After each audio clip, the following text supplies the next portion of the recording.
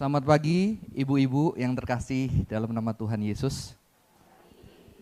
Bagus ya, awalnya nggak Bapak Ibu ya, saya sudah ingat-ingat dari tadi, tapi biasanya di tengah-tengah saya salah lagi ya, mohon dimaafkan. Mari kita bersatu hati dalam doa. Tuhan bersyukur buat pagi hari ini kami boleh kembali merenungkan firman Tuhan, biarlah kami boleh diberkati melalui hamba yang sudah mempersiapkan, boleh menjadi berkat buat rekan-rekan ibu-ibu di tempat ini. Biarlah Tuhan boleh menolong setiap kami. Juga hamba boleh Tuhan urapi. Terima kasih, kami serahkan waktu ke depan ke dalam tangan Tuhan. Dalam nama Tuhan Yesus kami berdoa. Amin. Saya diberikan sebuah tema, akulah roti hidup. Ya, saya bukan pemakan roti, kalau sehari cuma makan roti tetap lapar ya. Karena saya orang Indonesia, orang Jawa harus ada nasi saudara-saudara ya. Kalau nggak ada nasi, makan mie pun rasanya kurang kenyang ya.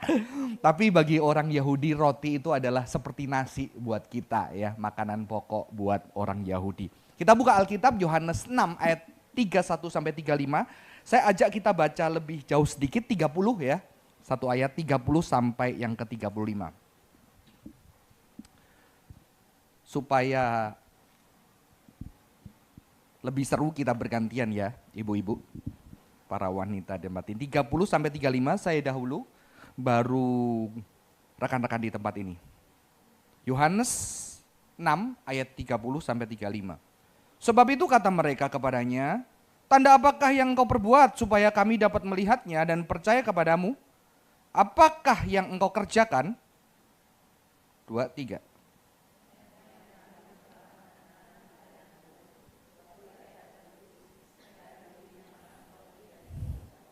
Lalu kata Yesus kepada mereka, sesungguhnya aku berkata kepadamu, bukan Musa yang memberikan kamu roti dari surga, melainkan Bapakku yang memberikan kamu roti yang benar dari surga.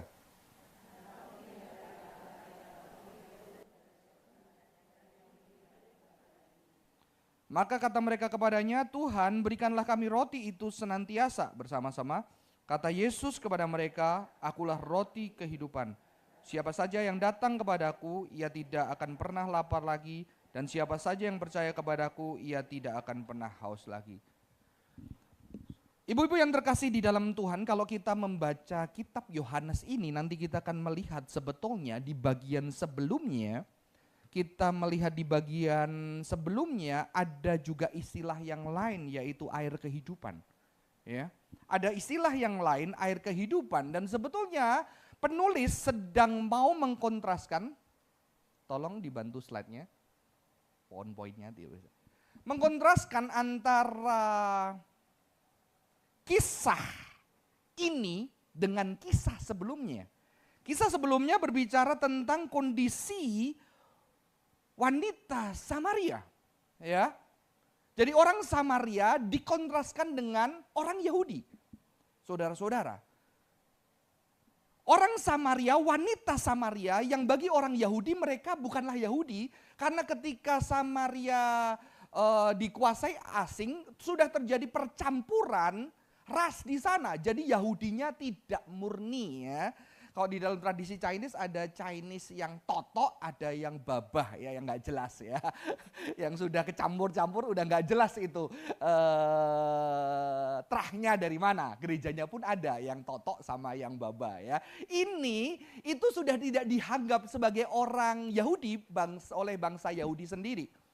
Dan uniknya Yesus seringkali menggunakan justru cerita orang Samaria yang baik hati, wanita Samaria untuk mengingatkan orang Yahudi bahwa mereka adalah sesama, betul ya. Dan di sini dikontraskan ibu-ibu, mengapa ada seorang wanita Samaria, dan kalau kita lihat wanita ini triple minority. Jadi minoritas ketiga. Satu, mengapa? Bagi orang Yahudi mereka bukan Yahudi, betul? Bagi pria Samaria dia lebih tinggi daripada wanita, betul? Bagi wanita Samaria, wanita ini lebih rendah lagi karena tidak mau ada yang berteman bersama dia ya. Tapi kita nggak bahas tentang wanita ini. Jadi dia adalah orang yang paling terbuang dari yang terbuang. Ibu-ibu kalau di dalam cerita Yahudi, mereka saking nggak sukanya Samaria, harusnya mereka kalau jalan dari bawah ke atas itu mereka harus lewatin Samaria. Tapi mereka memilih nyebrang sungai supaya nggak lewat tanah Samaria, baru lewat lagi. Tapi Yesus lewat tanah Samaria, mengerti? Karena najis. Gak boleh deket-deket, gak boleh sentuhan. Kalau kamu minta minum sama wanita Samaria, orang Samaria, kamu kayak makan babi. Karena pada waktu itu haram makan babi. Unclean. Ya. Jadi Yesus malah lewat ke Samaria. Orang Yahudi gak ada. Dia harus lewat ke sungai, basah-basah gak apa-apa, lewat lagi. Supaya tidak lewat tanah Samaria. Ya. Dan di sini ada orang yang najis dari orang najis, yaitu wanita Samaria. Beberapa ahli bilang mereka adalah wanita yang berdosa, tapi saya lebih percaya orang Yahudi yang meneliti mengatakan dia adalah wanita terkutuk. Kalau wanita terkutuk seperti di kitab Tobit bahwa setiap dia nikah suaminya mati, setiap nikah suaminya mati, jadi dia dianggap sebagai kutuk. Ada tafsiran seperti itu, saya cenderung memilih yang seperti itu. Makanya dikatakan istrimu berapa, suamimu nggak ada. Semua yang sekarang suamimu bukan suamimu karena dia nggak berani nikahin kamu, dia cuma pelihara kamu. Ya, jadi saya lebih mempercayai tafsiran dari yang seperti itu. Jadi bukan wanita nakal yang gimana, tapi wanita yang terkutuk, hidupnya terkutuk. Nggak ada yang bisa bertahan sama dia. Itu tafsiran yang saya percaya. Ya, yang percaya sebelumnya juga boleh karena ini masih belum tahu jelas yang mana ya. Yang pasti dia tersisih dari yang tersisih, ibu-ibu. Maka dikatakan bahwa kepada wanita Samaria, barang siapa meminum air ini, dia tidak akan haus lagi. Ya, mirip ya. Sementara konteks bread of life, roti hidup, diberikan kepada orang-orang Yahudi. Waktu itu Yesus sudah mengajar, Yesus sudah melakukan mujizat, ya, memberi makan, Yesus sudah berjalan di atas air, dan Yesus ngomong kepada orang Yahudi, ya, bahwa akulah roti hidup. Barang siapa datang kepadaku, dia tidak akan lapar lagi. Bahkan luar biasa, roti itu nggak cuma bikin nggak lapar. Yesus mengatakan bahwa barang siapa percaya kepadaku, dia akan nggak haus lagi. Ya, Samaria dia cuma ngomong kamu minum air ini kamu nggak haus lagi. Tetapi orang Yahudi kamu makan roti ini, akulah roti itu. Ketika kamu makan, kamu nggak lapar lagi dan kamu nggak haus lagi ketika percaya kepadaku. Ada double di sini. Ibu-ibu kita harus tahu karena ini Bible study ya, jadi agak sedikit dipakai ini ya, agak sedikit berat, kita rada sedikit mikir. Yohanes itu ditulis beda sama Matius sama Markus. Matius itu waktu ditulis orang Kristen masih deket sama orang Yahudi, masih barengan. Tapi di kitab Yohanes, waktu ditulis Injil Yohanes, orang Kristen, pengikut Yesus, ya belum ada orang Kristen waktu nama itu, Notserim itu pengikut jalan Yesus dari Nazaret, Notserim namanya, orang Nazrani itu dari kata itu mereka sudah mulai diusir dari sinagog. Mereka udah nggak boleh deket-deket lagi.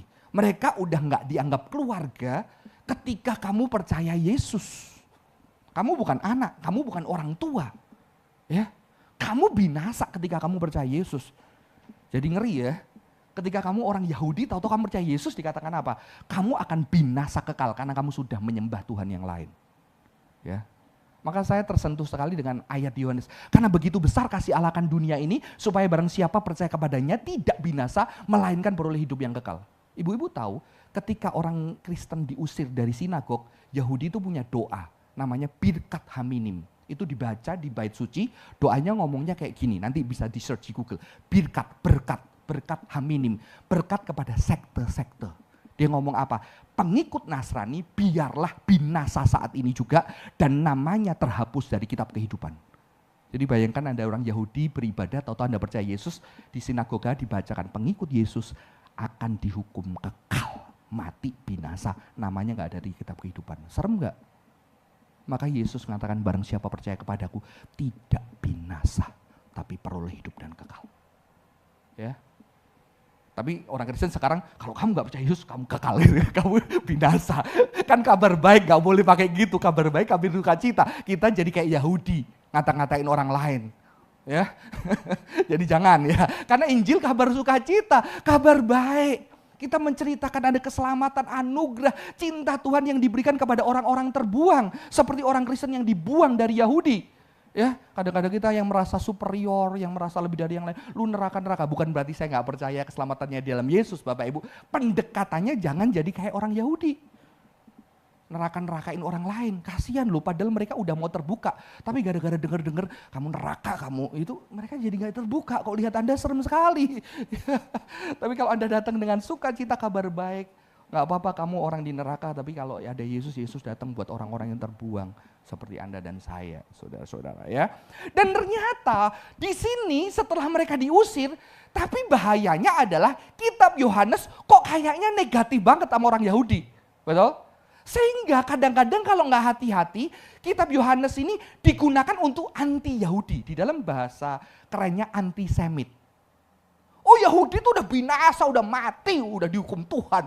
Makanya karena dia nyalipin Yesus, sekarang dia nggak punya negara. Sekarang dia dimasukin sama Hitler, masuk ke ghetto, digas karena dia menyalipkan Tuhan kita. Itu nggak benar juga.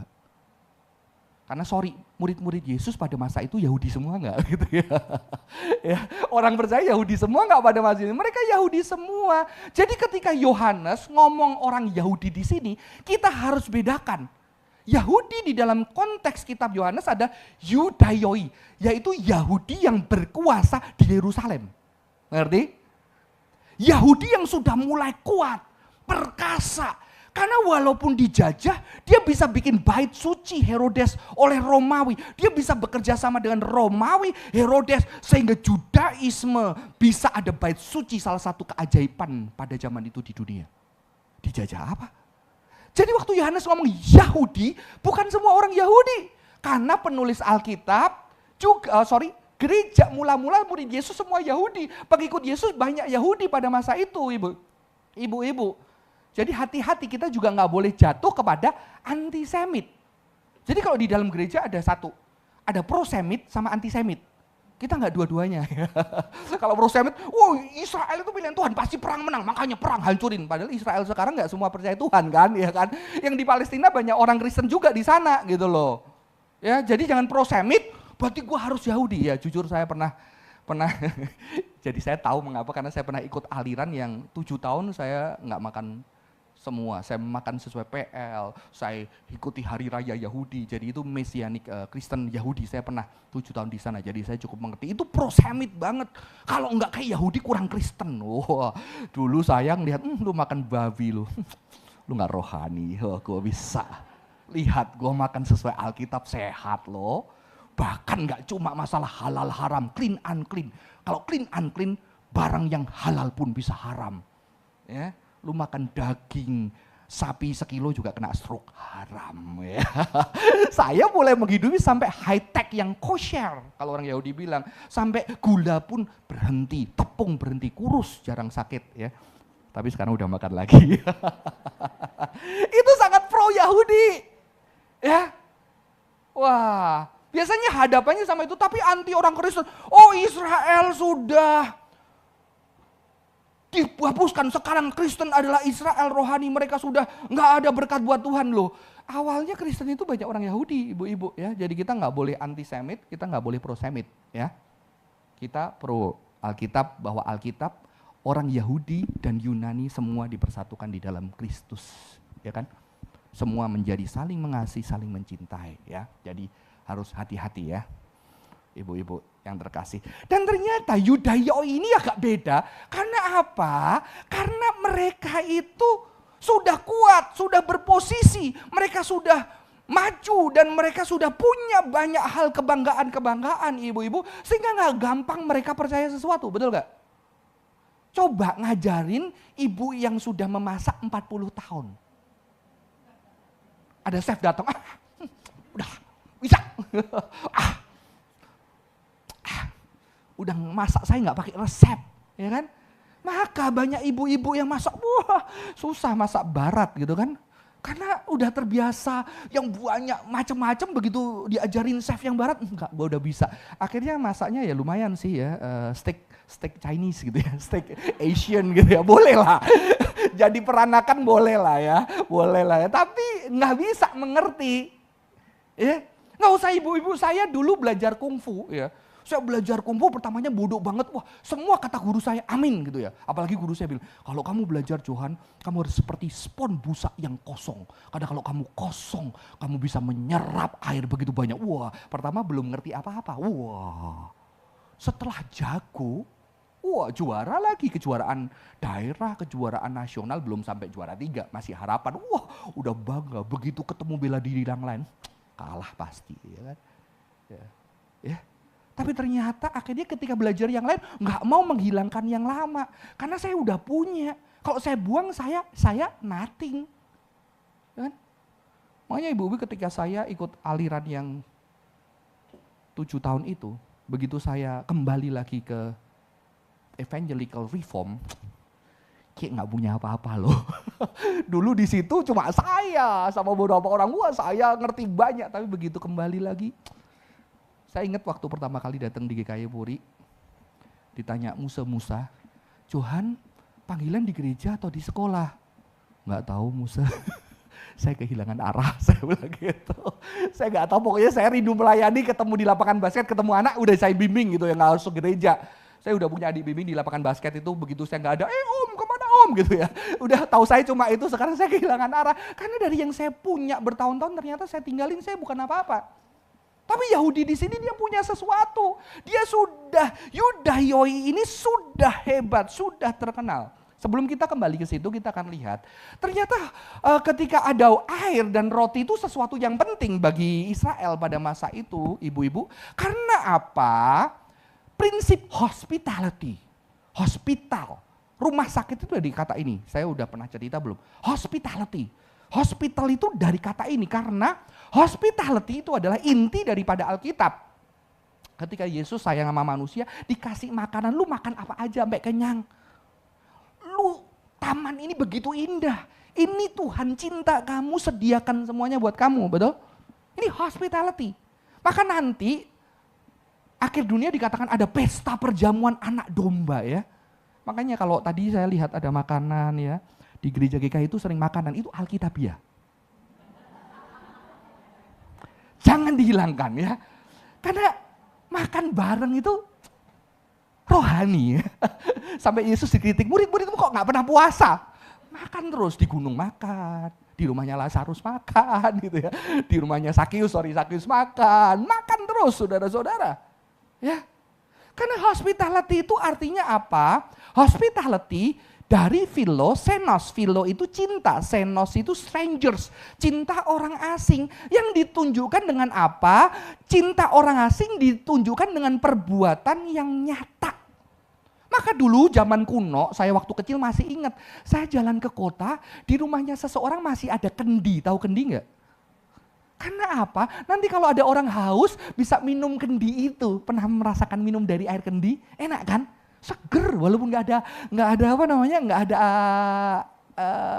esnya. Ya. Wah, asik ya. Perlu teknik ya kalau nggak kena muka kita. Anak sekarang mungkin nggak bisa ya kena mukanya. Kalau kita kan wah, itu enak dikasih karena apa? Untuk orang asing, karena orang-orang kuno percaya kadang Tuhan itu datang serupa malaikat sebagai orang yang minta-minta dan dia bisa dikasih. Makan itu adalah berkat. Memperlakukan orang asing, makanya Abraham memperlakukan orang yang minta makan diberikan ternyata itu malaikat. Kita nggak ngomong banyak, tapi orang pada masa Alkitab, orang saleh itu adalah orang yang hospitable. Maka ibu-ibu dulu rumah sakit itu di samping gereja.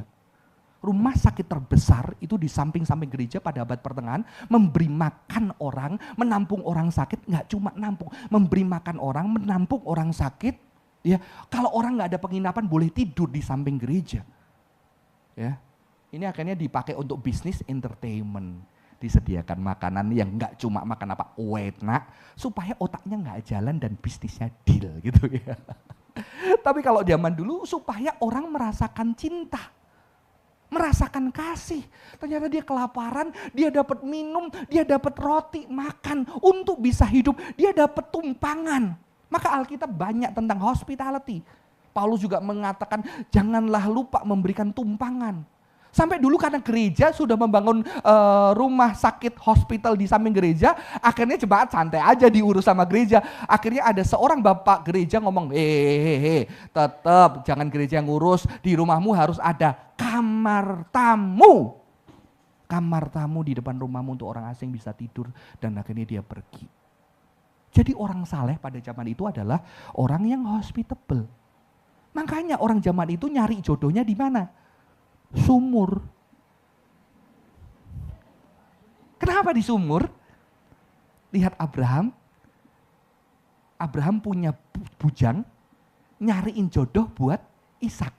Ketemunya di mana? Sumur. Tandanya apa? Wanita ini baik banget. Ketika haus dikasih minum banyak, nggak cuma minum itu, onta itu minumnya banyak. Makanya saya percaya Ribka itu sedikit kekar gitu ya. Karena apa? Dia ngasih minum banyak kepada onta-onta. Ya.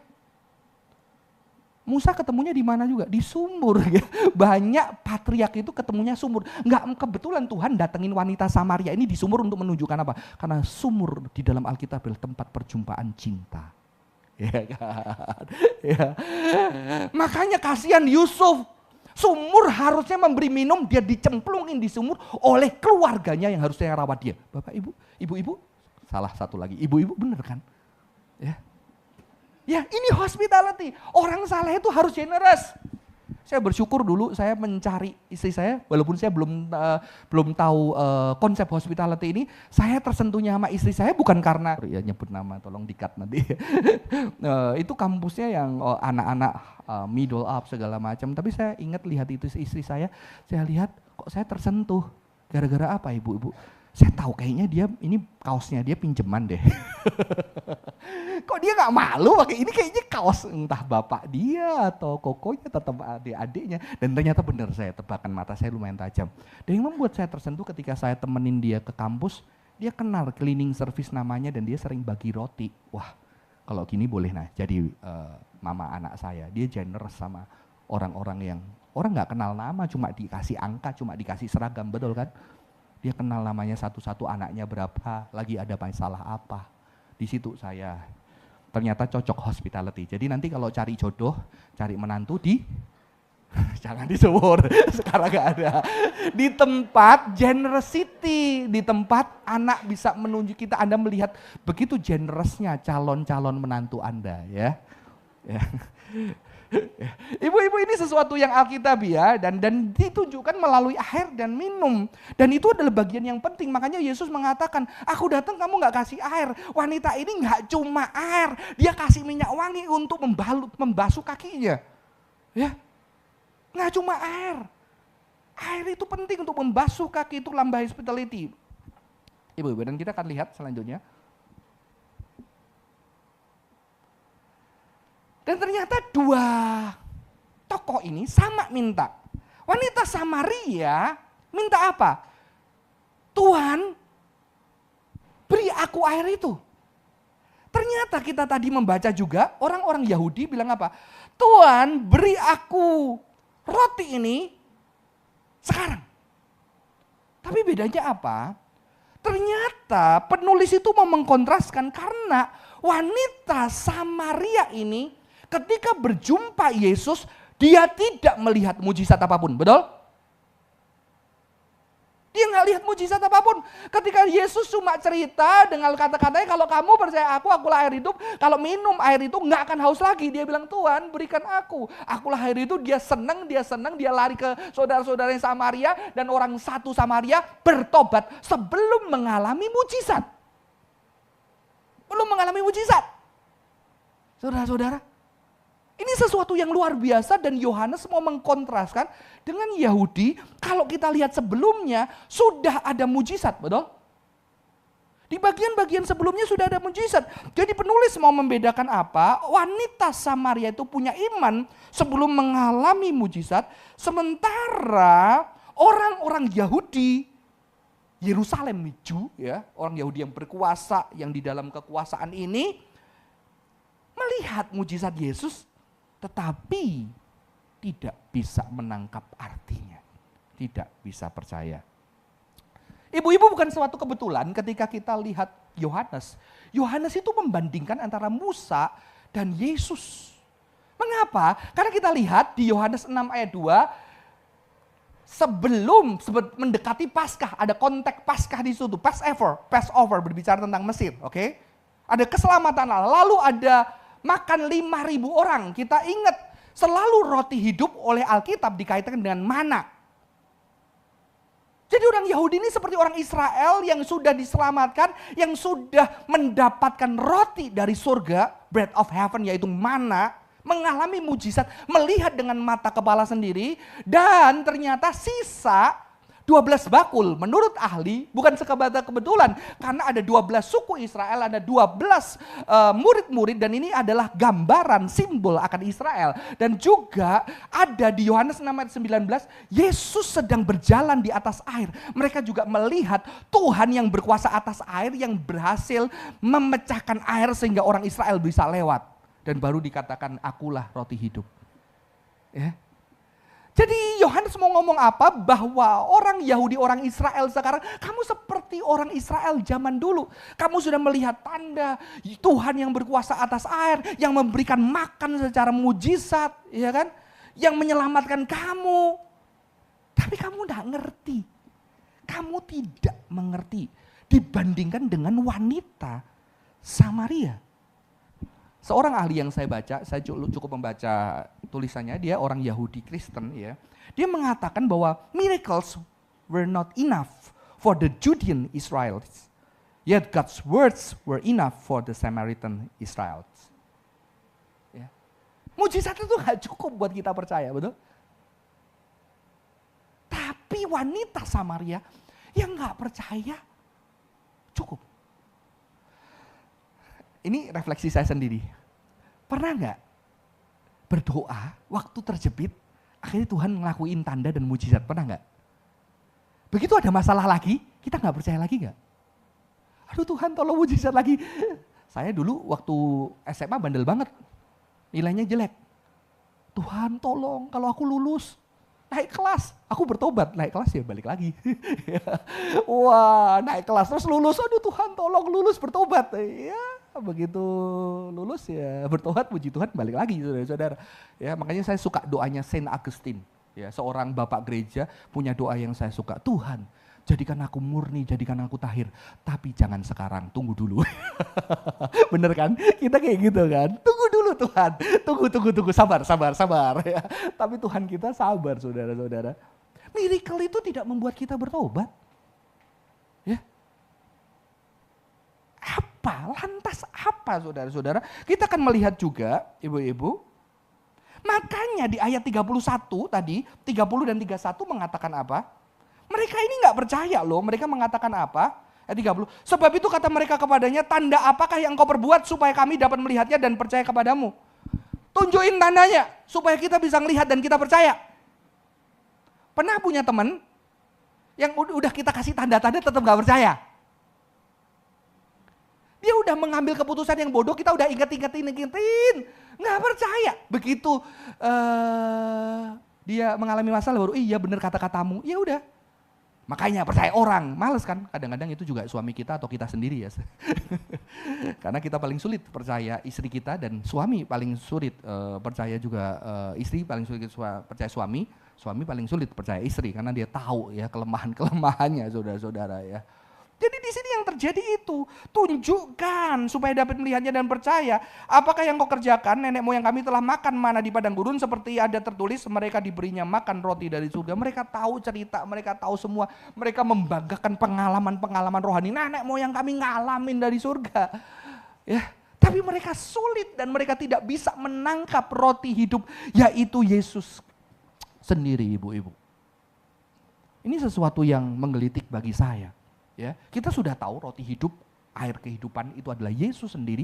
Tapi permasalahannya mengapa orang Yahudi yang sudah mengalami begitu mujizat, yang di dalam sejarah terah keluarga, luhur lemur, dia sudah diceritain begitu dahsyatnya perbuatan Allah. Tapi mereka tidak bisa menangkap Yesus. Sementara orang wanita Samaria yang begitu terluka, yang begitu terbuang, bisa mengerti itu. Ini pertanyaan saya ketika saya mempersiapkan hari ini. Ya. Mengapa wanita Samaria itu bisa percaya kepada Yesus sementara orang Yahudi itu tidak bisa percaya kepada Yesus? Bagaimana kita? Kita masuk yang mana? Kalau kita pernah percaya kepada Yesus, apa yang membuat kita percaya? Apakah mujizat? Oke, ada mujizat. Tetapi apakah cukup hanya mujizat? Karena banyak orang mengalami mujizat dan tetap tidak percaya, betul? Apa? Dan maaf, apakah kita butuh mujizat? Mungkin kita berdoa, Tapi berdoa kita lebih kencang ketika apa? Ketika dokter yang terbaik itu sudah angkat tangan, betul? Dan kita melihat bahwa terbatas yang kita miliki. Jadi apa yang membuat kita sulit percaya, ibu-ibu? Mungkin sesuatu yang kita miliki, yang kita banggakan, yang menempel dari hidup kita. Yang sulit membuat dan mengenal Tuhan. Maka sebetulnya saya melihat perjalanan Kristen itu adalah sebuah perjalanan bukan mendapatkan, melepaskan banyak hal. Karena kita ini selalu menempelkan banyak hal di dalam diri kita. Ya. Kita selalu nempelin, wah jago masak, dapat penghargaan, wah gue chef. Wah suami kita sukses, wah gue istri, wanita bijak suamiku sukses gara-gara aku. Ya kan. Wah anak kita terbaik, wah anak kita terbaik. Kita selalu nempelin banyak hal di dalam diri kita. Makanya saya suka lagu, ku tak membawa apapun juga saat ku datang ke dunia, inilah yang ku punya, hati sebagai hamba yang mau taat dan setia padamu Bapa. Mungkin perjalanan iman kita melalui roti hidup adalah kita harus percaya benar-benar semua yang kita miliki, semua yang kita nempelin ke badan kita itu begitu rapuhnya. Begitu sederhananya hilang. Dan di situ kita baru tahu loh. Kita cuma bisa punya sesuatu. Tuhan yang adalah roti hidup. Kalau tanpanya kita tidak bisa hidup, ibu-ibu. Saya dulu waktu jadi hamba Tuhan, saya bertanya, kenapa saya memilih SCT Reform? Kenapa enggak yang lain? Lalu saya mencoba jujur, di situ ada pendeta Stephen Tong, ada pendeta Yakob Susabda. Wah saya bisa, suatu hari bisa kayak mereka. Ya kalau gagal ya, gue muridnya gitu ya. Jadi khotbah pertama saya di STTRI, khotbah pertama saya di chapel, saya bilang, kenapa kita semua masuk ke sini kok nggak yang lain? Mungkin karena kita pengen jadi hebat seperti tokoh-tokoh itu. Kalau kita nggak jadi hebat kan kita bisa bangga, saya muridnya. Ya. Saudara-saudara, kita punya kepentingan, kita pengen sesuatu. Dan puji Tuhan saya sempat mengalami, pernah hampir setiap minggu naik pesawat. Sampai bangun tidur itu lupa di mana. Gak enak, serius gak enak. Oh, ini gue di mana ya? Gue di mana? Gak enak ibu. Apalagi kalau naik pesawat udah goyang gitu ya. Dan kelihatan ketika pramugarinya kok ngomongnya tergetar suaranya. Saya kan juga ikut getar, kelihatan kalau dia tenang, getar suaranya kan kelihatan juga. Di situ aduh Tuhan kalau gue mati gimana? Anak istri gue gimana gitu ya. Setelah keliling-keliling ke tempat apa? Datang, pergi pulang, datang, nggak kenal. Akhirnya kebahagiaan saya setiap pelayan dari luar kota adalah minggu pulang, ketemu anak-anak senyum, tepuk pundaknya. That is my happiness, family. Saya perlu rumah. Kalau dulu pengen terbang di mana-mana terkenal gitu ya. Sekarang pengen di Jakarta. Udahlah Jakarta aja, udah tua 43, padahal 43 masih seger ya. Tapi apa yang saya cari saudara-saudara? Apa? Apalagi? Apalah itu nama? Saudara-saudara, mungkin yang membuat mereka tidak bisa percaya adalah satu, kebanggaan. Kepunyaan, tradisi, Yahudi, kebanggaan aku dari keluarga, dari terah bangsa yang menyembah Tuhan yang benar. Yang sekarang waktu itu punya bait suci, ada rabi-rabi yang hebat. Aku dari tradisi benar dan ini ada siapa guru dari daerah Galilea yang ngomong dirinya adalah roti hidup. Gak gampang. Dan di sini saudara-saudara kita membaca Ulangan 8 ayat 3 karena roti hidup dikaitkan dengan mana? Mari kita baca Ulangan 8 ayat 3. Saya akan membacakan buat kita. Mengapa Tuhan memberikan mana? Ia merendahkan hatimu, membiarkan engkau lapar dan memberi engkau makan mana yang tidak kau kenal. dan juga tidak dikenal oleh nenek moyangmu, supaya engkau mengetahui bahwa manusia hidup bukan dari roti saja, tetapi dari setiap firman yang keluar dari mulut Tuhan. Ternyata Tuhan waktu memberikan mana, dia mengatakan apa? Dia bikin kamu lapar, dan dia berikan kamu, dia merendahkan hatimu supaya kamu rendah hati dan kamu lapar, dan dia memberi kamu makan mana yang tidak kamu kenal. Yesus tidak dikenal oleh yang Yahudi, yang juga tidak dikenal oleh nenek moyangmu, supaya engkau mengetahui bahwa manusia hidup bukan roti saja, tetapi setiap firman yang keluar dari mulut Allah. Ini adalah sebuah nubuatan juga, ibu-ibu. Bahwa manusia itu perlu kelaparan, manusia itu perlu tidak berdaya untuk manusia bisa mengerti banyak hal yang berharga dalam hidupnya. Ya. Dan berapa banyak kita mulai percaya Tuhan, mulai percaya Yesus ketika apa?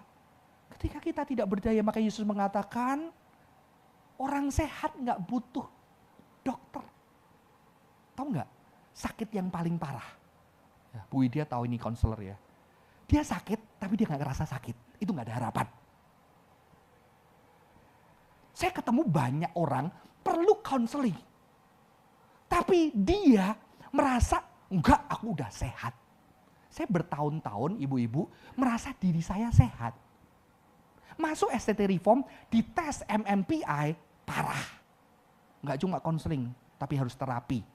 Jadi kalau konseling itu dianggap bisa menolong dirinya sendiri, cuma diajak ngobrol. Kalau terapi dibiarin mati. Ya. Jadi saya harus diterima dengan terapi. Saya pikir, emang gue gila apa? Ternyata memang saya setelah diterapi, kelihatannya gak apa-apa. Beberapa minggu kemudian nangis, kenceng gitu ya. Setelah diterapi udah selesai. Rasa, gue udah diterapi, udah sembuh 3 tahun terapi. Tapi di akhir semester dosen bilang, Johan harus ikut grup terapi. Kurang apa? Paper banyak, pelayanan banyak, suruh grup terapi udah 3 tahun saya jalanin. Emang gue masih gila apa? Grup terapi ya, puji Tuhan lah ya. Puji Tuhan saya banyak belajar di sana.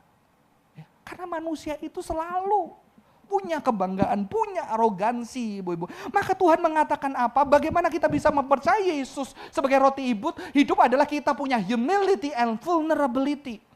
Kita punya kebanggaan-kebanggaan kita mulai kita taruh dan kita punya kerendahan hati. Seperti wanita yang sudah paling sengsara itu, dia udah gak punya apa-apa. Dan ketika Tuhan ngomong, ya gue tahu, gue percaya sama Tuhan. Gue mau roti hidup itu, saudara-saudara. Tapi orang Yahudi yang punya semuanya, walaupun dijajah Mapi mereka berkuasa, sekte mereka kuat, mereka bisa dealing dengan kekuasaan Romawi, dengan Herodes. Mereka punya segala sesuatu, mereka gak butuh apa-apa. Ya, mujizat. Udah kaya. Butuh makan, roti hidup. Aku gak cuma roti. Makananku adalah makanan Romawi. Makanan Romawi mewah. Saya baru tahu ternyata sutra Cina di zaman Yesus kecil itu sudah menjadi pakaian yang mewah di Yunani. Saya baru baca sejarahnya. Makanya sebetulnya Kaisar Agustus waktu mensensus orang-orang Israel itu di dalam rangka untuk mengumpulkan uang untuk mereka ke jalur sutra. Itu ternyata terkoneksi, ibu-ibu. Pakaian yang mewah, yang berkilauan seperti sutra. Ya, apa yang aku cari? Yesus, roti. Ya ampun, roti. No. Pada zaman Nero, minumannya mahal banget. Ratusan juta karena di minumannya digerus berlian. Mau? Serius itu? Serius saya baca, ini gila ya. Digerus berlian. Kalau kita pakai gitu ya, dia diminum. Emang lambungnya bisa bercahaya gitu ya. Paru-parunya bercahaya, nafasnya bisa harum enggak kan? Ya, itu terjadi kemewahan apa? Tapi Yesus mengatakan apa? Humility and vulnerability. Ibu-ibu beberapa waktu lalu istri saya cerita, aku baru dengar ada pendeta diundang khotbah ke satu gereja, terus pendeta itu memang nggak tahu dititipin atau apa, nggak boleh sebut namanya. Ayo berikan persembahan, Tuhan nggak butuh uangmu, gereja tidak butuh uangmu. Kalau kamu melewatkan kesempatan itu, kamu hilang kesempatan. Ini mirip, memang saya percaya Tuhan tidak butuh uang kita, tetapi ini sudah pendekatannya milik marketing. Marketing kan nggak boleh sell 50% nggak boleh. Tapi bolehnya ngomong itu kan negatif, kayaknya nggak laku ya. Di sale 50% nggak boleh, tapi ada penawaran yang terbaik buat Anda gitu ya. Anda mau nggak? Terserah ya. Jadi saya melihat di gereja itu juga ada arogansi. Gereja nggak butuh, ada yang dukung. Kalau mau kamu melewatin, kamu tidak akan mendapatkan berkat. Saya percaya Tuhan tidak butuh uang kita. Tapi kadang-kadang sebagai institusi, sebagai gereja, sebagai anak Tuhan, kita perlu belajar rendah hati. Ada anak pemuda yang dia di satu gereja, dia capek banget. Karena gerejanya ngomongin uang terus. Jadi dia malah gak mau ngasih. Dan ketika ngomongin uang, dia tahu ada ketidakadilan terjadi di gerejanya. Ketika dia di gereja ini udah 2 tahun kok gak pernah ada ngomongin uang ya. Lalu dia ngomong sama aku nanti kalau debat mau perpuluhan lagi, ha? Karena gak pernah diomongin jadi pengen. Saudara-saudara ada yang terjadi, saudara-saudara itu seperti itu. Tapi intinya apa? Sebetulnya kadang-kadang gereja perlu rendah hati. Ini adalah tempat kita bersama, ini institusi bersama, kita punya sesuatu yang kita bisa saling membantu. Gereja sebagai institusi, sebagai tempat kita yang sudah terberkati, kita bisa saling membantu support. Itu adalah sebuah kerendahan hati, betul? Itu sama aja temen, ibu-ibu lagi kesepian, lagi butuh temen, lagi galau, ribut sama suami. Habis itu teman-teman, temen gue dong, tapi kalau enggak apa-apa. Karena takut ditolak kan? Padahal sebetulnya kan boleh datang, aku lagi ribut ya, aku butuh temen, bisa gak temenin? Walaupun kalau enggak apa-apa, aku coba cari yang lain. Itu kerendahan hati, humility. Saya belajar dari seorang tokoh yang bernama Henry Nouwen. Henry Nouwen adalah penulis hebat, mengajar di Oxford sama Cambridge. Dia tinggalkan itu, dia masuk ke La Arche-Diebrich untuk melayani disable. Dan ketika dia melayani disable, kadang-kadang malam kesepian, dia memberanikan diri, aku harus belajar humility dan vulnerability. Dia telepon temannya, seorang tokoh menulis banyak buku tentang Tuhan, cinta Tuhan yang luar biasa. Aku kesepian malam ini dan aku takut, aku butuh teman. Humility. Ya. Humility yang kadang-kadang kita perlu datang sama anak kita. Ya. Kalau kita datang kan dengan arogansi. Kamu melotot-melotot ya, siapa yang kasih duit lo? Memang kamu sekarang pinter S2 dari luar negeri. Dulu kalau kamu masih nggak ada ceboin, nggak sekolah yang baik, kamu bisa apa? Tapi sebetulnya kita kenapa? Kita kok ngerasa direndahin. Harusnya kita datang, mama ketika kamu tadi ngomong kayak gitu, mama hatinya sakit. Karena mama rasa kamu rendahin mama. Boleh nggak help me? Karena mama punya luka direndahin. Please help me. Ya. Anaknya sibuk ke gereja. Sudah kamu nikah sama Yesus aja sana. Ke gereja terus pagi siang sore. Udah pilih tuh apa gereja. Kalau Tuhan gak berani lah ya. Pilih gereja atau mama gitu ya. Kan sebetulnya bilang, mama kehilangan kamu, mama kangen dulu kalau setiap minggu. Kamu mau, ada mama pengen masa-masa itu boleh gak sekali-kali kamu datang. Ya, itu kerendahan hati. Dan kadang bersama dengan Tuhan kita perlu datang dengan segala kerendahan. Saya suka orang Kristen mengatakan apa? Datang Tuhan dengan ketulusan. Gak boleh karena minta harta, minta pertolongan. Padahal Tuhan ngomong, berbahagialah yang letih lesu dan datang berbeban berat, datanglah kepadaku. Yesus kan ngomong gitu. Gak boleh datang Tuhan minta apa-apa. Saya kadang-kadang melihat itu sebagai sebuah kesombongan rohani. Karena Anda merasa Anda bisa tulus tanpa apa-apa datang kepada Tuhan. Seperti anak Anda yang bilang apa? Wah gak butuh uang papa, uang mama. Udah gue bisa sendiri kerja, gak butuh, gue bisa sendiri. Sehingga Anda kesepian padahal Anda pengen, wah thank you udah dijajanin ya, aku lagi kurang uangnya. Iya gak apa-apa. Anda bahagia ketika memberi. Mengerti ibu-ibu? Kerendahan hati, humility, vulnerability itu perlu. Maka banyak anak-anak kecewa karena orang tuanya. Dia lihat mamanya dulu susah, kerja sendirian, papanya udah gak ada. Dia pengen tolong mamanya, dia berusaha. Dan ketika akhirnya dia bisa dapat tiket mamanya bisa keluar negeri, dia kasih, ma aku berhasil dapat tiket mama bisa keluar negeri ini, sama saudara bisa keluar negeri, aku bisa. Dia rela gak keluar negeri. Mamanya bilang apa? Gak butuh, yang penting kamu untuk dirimu mama udah cukup. Di situ anak-anak terluka. Kita perlu rendah hati, humility. Dan termasuk itulah yang bisa membuat kita datang kepada Tuhan dan percaya Yesus sebagai roti hidup, sumber kehidupan kita. Saya akan akhiri dengan sebuah quotes yang saya sukai dari Agustin ya. Yang tadi doanya, Tuhan jadikan aku tahir tapi jangan sekarang ya. Tapi dia punya kata-kata lain. God is always trying to give good things to us, but our hands are too full to receive them. Tuhan itu pengen memberikan yang terbaik buat kita, tapi tangan kita terlalu penuh untuk menerimanya. Dan kita tidak rela melepaskan banyak hal itu. Saya menemukan banyak orang-orang yang sakit. Artinya apa? Ada orang-orang yang anak pertama. Ketika anak pertama keluarga susah, dia berusaha untuk menjadi kuat.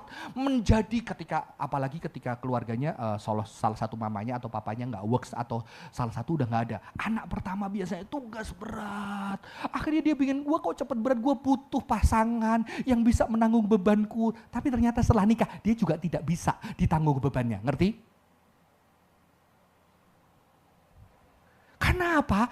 Karena ketika menanggung itu sudah menjadi bagian dari dia dan bagian kebanggaannya. Ketika dia menikah dengan suami yang sudah hebat, dia tetap nggak bisa percayakan itu suami. Karena kalau dia percayakan dia nggak punya apa-apa. Kadang-kadang saya ngomong sama anak itu, lu nggak butuh orang yang menanggung, lu butuh istirahat sebentar karena kamu sudah biasa menanggungnya.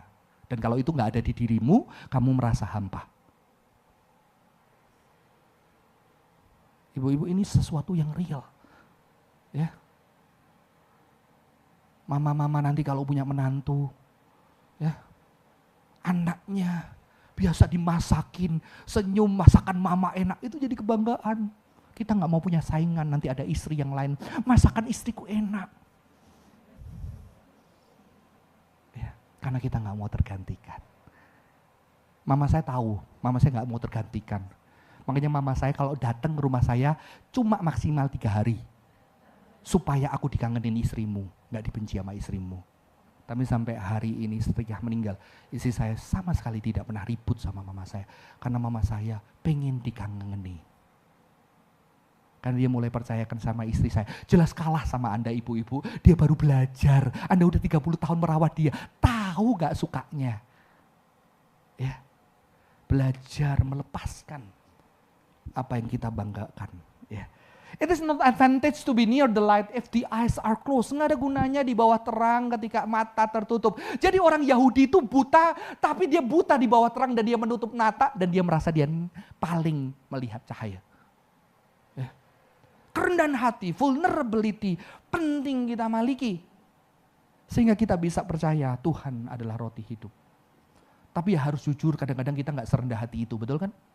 Loh, saya sampai hari ini, wah begitu mencapai sesuatu ya bangga. Tapi kadang-kadang begitu udah ada masalah baru, Tuhan ajar aku. Kita benar-benar latihan itu hari demi hari melepaskan banyak hal dari hidup kita. Dan kita begitu udah melepaskan, emang kita gak bisa ambil lagi. Kita bisa ambil lagi dan di situ Tuhan lepasin lagi, Tuhan lepasin lagi. Ini adalah sebuah perjalanan sampai akhir hidup kita. Ya. Dan mengapa wanita ini percaya? Saya percaya wanita ini sudah kesampai setelah dia, wanita Samaria ini setelah dia mengalami di dalam keterbatasannya. Di situ dia punya relation sama Tuhan. Dan begitu punya relasi, ketika berelasi itu berbicara bukan mujizat lagi, betul? Ketika kepercayaan kita menjadi sebuah relasi, bukan mujizat lagi. Ya. Saya membayangkan kekristenan itu kemarin ada orang yang ngomong gini, aku dulu sama Tuhan, dulu nggak pernah puas dengan hidup ini, ya, nggak pernah puas dengan hidup ini. Tapi begitu punya Yesus, aku puas. Ada orang yang mengalami itu, tapi saya punya Yesus puas. Habis itu nggak puas lagi. Ngerti ya? Bener kan?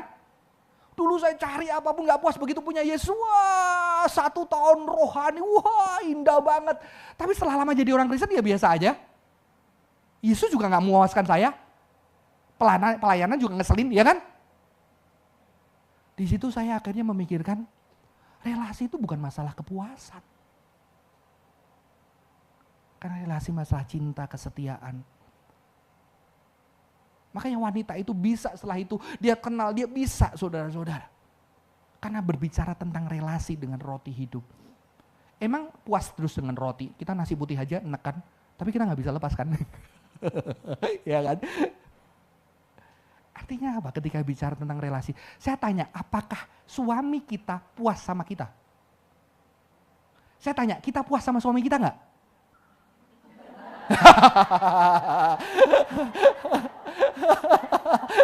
Terima kasih buat kejujurannya. Ketawa itu artinya amin gitu. Ibu-ibu, aduh saya tahu saya ngeselin sama istri saya tahu jenis saya ngeselinnya apa, tanya istri saya, dia bisa jawab. Saya tahu istri saya juga ngeselin sama saya. Ya. Ya. Tapi kenapa saya tetap sama mereka? Bapak ibu tetap ada, ibu-ibu tetap ada. Jadi ternyata begitu kita bersama dengan Tuhan kadang-kadang ada ketidakpuasan. Tapi kita juga gak bisa ninggalin dia. Karena dia sudah menjadi bagian dari hidup kita seperti makanan nasi roti yang sudah menjadi bagian. Saya belajar dari seorang filosof mengatakan apa? Cinta itu beda. Cinta itu bukan appraisal. Appraisal itu menilai, oh ini rumah yang bagus, gua beli. Oh ini wanita yang cantik, suami yang gagah, cocok, gua nikahin. Itu appraisal, penilaian. Tapi cinta tidak hanya appraisal, cinta adalah bestowal, anugerah. Pernah ke hotel bintang 5 yang toiletnya ada penghangatnya? Pernah? Saya pertama kali nyoba, waduh itu kerasan beli toilet. Jadi kayak orang kampung pejet-pejet gitu kan. Wah. Tapi kalau seminggu di situ kangen nggak toilet di rumah Anda? Selimut Anda, rumah, karena Anda sudah memberikan nilai cinta di sana. Saudara-saudara, ini langkah selanjutnya kepada wanita tadi. Semoga ini boleh memberkati kita. Kita perlu dilepasin untuk percaya Tuhan sebagai satu-satunya. Dan ketika kadang Tuhan tidak ada mujizat-mujizat tidak menentukan relasi kita sama Tuhan. Karena kenyataannya di dalam kehidupan kita. Kita menjalani bersama dengan pasangan kita banyak pasang surut dan kadang tidak terjadi mujizat, betul? Kadang tetap ada tapi kita tetap bersama. Dan bersama dengan Tuhan juga sama. Relasi sama Tuhan tidak hanya berbicara kepuasan, banyak ketidakpuasan. Banyak doa yang tidak terjawab. Tapi sampai hari ini kita tidak bisa meninggalkan Tuhan kita. Itulah roti hidup. Amin. Sudah ya, ada pertanyaan? Gak ada ya? Ya. Jadi nanti pulang bilang sama suami, oh, aku sebetulnya gak puas sama kamu.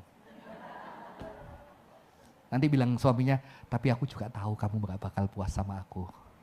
Tapi aku sudah memilih kamu. Sehingga gak bisa ninggalin kamu walaupun kesel. Ya. Dan sama kayak Tuhan. Tuhan roti hidup. Roti. Bukan Tuhan berlian yang bisa dijual beli banyak roti. Roti. Sederhana harian. Yang mungkin kalau kamu makan udah bosen. Makanya orang Israel bisa bosen sama mana kan. Tapi kamu tetap makan itu. Karena itu adalah bagian dari hidupmu yang tidak pernah engkau lepaskan dari akhir hidupmu. Amin. Dengan begitu kita bisa menjadi orang Kristen yang kuat. Menghadapi kesulitan, ketidaksulitan, tetap makan nasi. Makanya nggak kebetulan pengkhotbah mengatakan apa? Kebahagiaan orang adalah makan bersama dengan orang saudara keluarga yang dicintainya, orang yang dicintainya dan bersyukur kepada Tuhan itu adalah berkat dari Tuhan. Karena kekristenan Tuhan digambarkan sebagai roti harian kita yang bisa membosankan, yang bisa kita roti lagi tapi kita ambil lagi dan itu sampai akhir hidup kita. Dan tanpa itu kita mati. Seperti orang Indonesia tanpa nasi, saudara-saudara. Mari kita bersatu hati dalam doa. Tuhan terima kasih, berikan kami kerendahan hati, humility dan vulnerability. Sehingga kami tidak seperti orang Yahudi yang sudah bangga dengan spiritualitas, pencapaian kerohaniannya. Tapi kami seperti wanita Samaria yang bukan apa-apa. Ketika kami punya apa-apa sekarang, biarlah kami melihat itu adalah anugerah Tuhan. Dan ketika kami melihat itu menjadi bagian yang penting dari kami bisa menyadari begitu rapuhnya kekayaan kami, kecantikan kami, kebanggaan kami. Akan banyak hal begitu rapuhnya dan gampang roboh. Sehingga kami perlu tahu bahwa hanya ada roti kehidupan yang bisa sustain our life. Dan hanya itu Engkau Yesus di dalam hidup kami. Dan ini membuat kami juga menghargai hal-hal sederhana di dalam kehidupan kami, keluarga kami. Yang kadang juga ada hal yang tidak memuaskan. tapi itu yang kami cintai dan menjadi bagian hidup kami. Spiritualitas kami bersama Tuhan yang kadang-kadang juga menjadi sesuatu yang rutin, dan itu juga bagian dari kami, dan ternyata itu juga bagian kehidupan kami, belajar mencintai Tuhan di dalam rutinitas, di dalam ketidakrutinan, seperti Engkaulah Yesus, sang roti hidup yang sustain our life sampai kami mati Tuhan. Terima kasih buat ibu-ibu di tempat ini. Berkatilah Tuhan di dalam nama Tuhan Yesus kami berdoa. Amin. Tuhan Yesus memberkati.